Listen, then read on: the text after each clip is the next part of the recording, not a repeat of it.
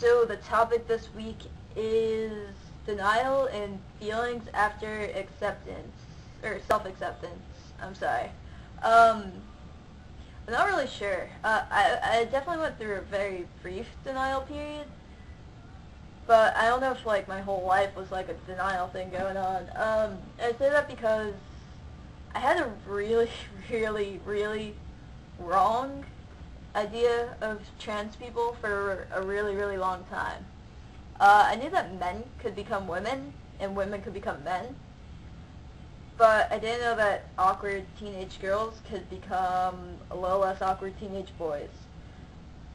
So I guess I thought that there was like an age requirement for transitioning. I don't know. I mean, all my life I knew like I didn't like my chick parts. I wished I was a guy, but I just assumed I was a lesbian, and because I didn't know any lesbians for a really long time, I guess I just assumed that all lesbians felt like this, like they all wished that they were guys or something. So I didn't really think I had something wrong with me.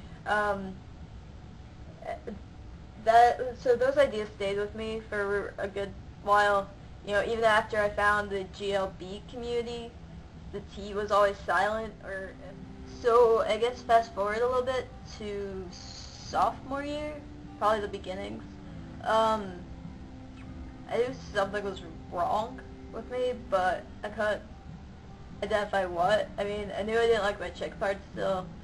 It was really getting me down, but I didn't have a word for that, you know? And because of that, I just became a really huge asshole.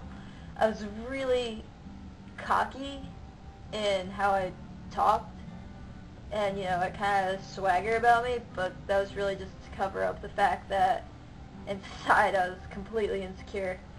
And I validated myself through relations with people. Like, I had a bunch of friends, and I was with a lot of girls, but anytime a girl or a friend, you know, got too close to me, or admitted that, you know, they liked me in some way or another, I instantly despised them, like, absolutely hated them, because, you know, I thought they had bad taste. Like, how could you like me? I don't like me, type of thing. And, I guess maybe end of sophomore year / summer going into junior year, somehow I stumbled upon like FTMs on YouTube.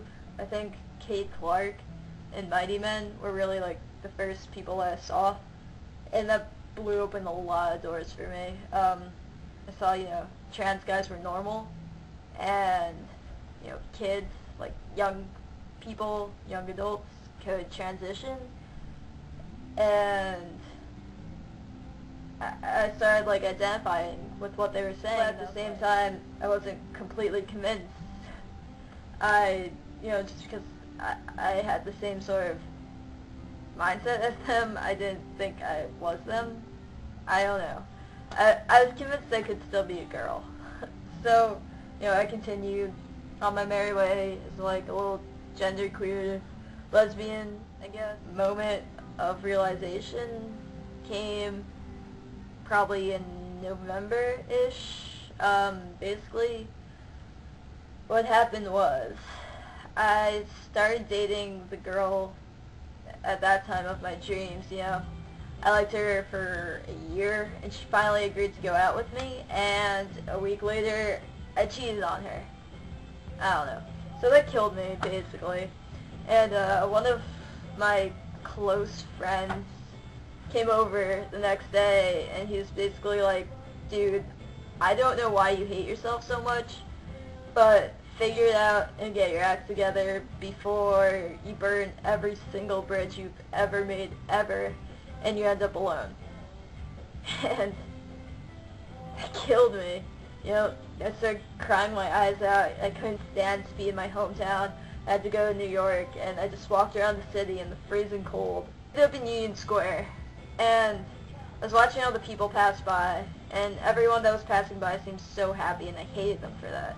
And then I looked at the bench that I was sitting on, It was a bunch of adults just sitting there, miserable. And then there was me.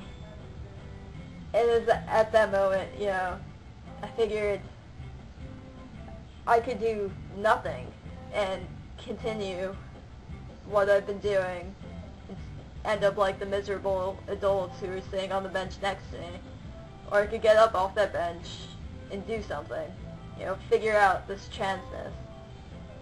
And I guess just then, I was just like, I don't know, I didn't know like the logistics, I didn't know how I was going to go about my transition, I didn't know about testosterone too much, all that stuff, but, you know, I knew who I was.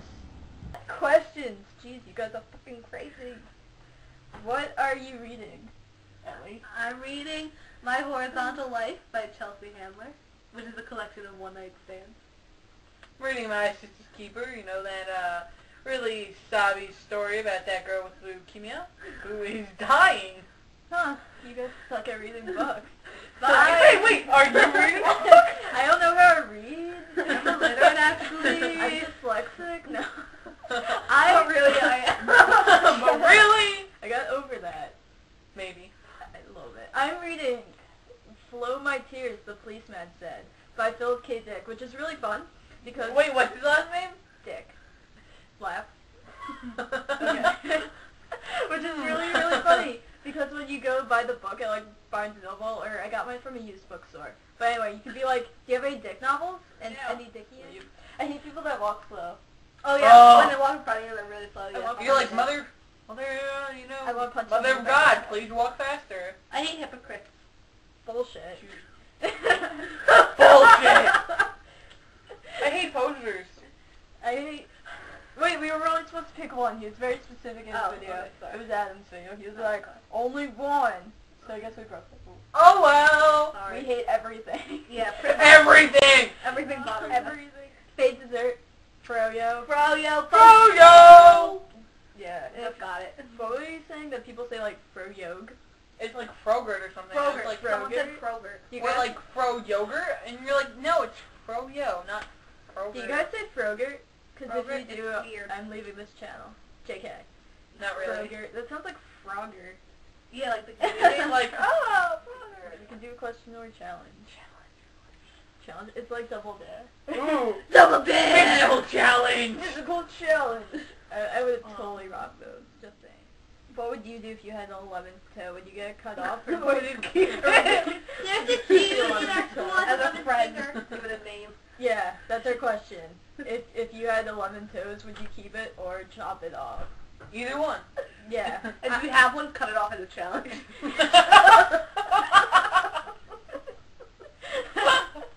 I think it's good. What would you guys do? I would keep it.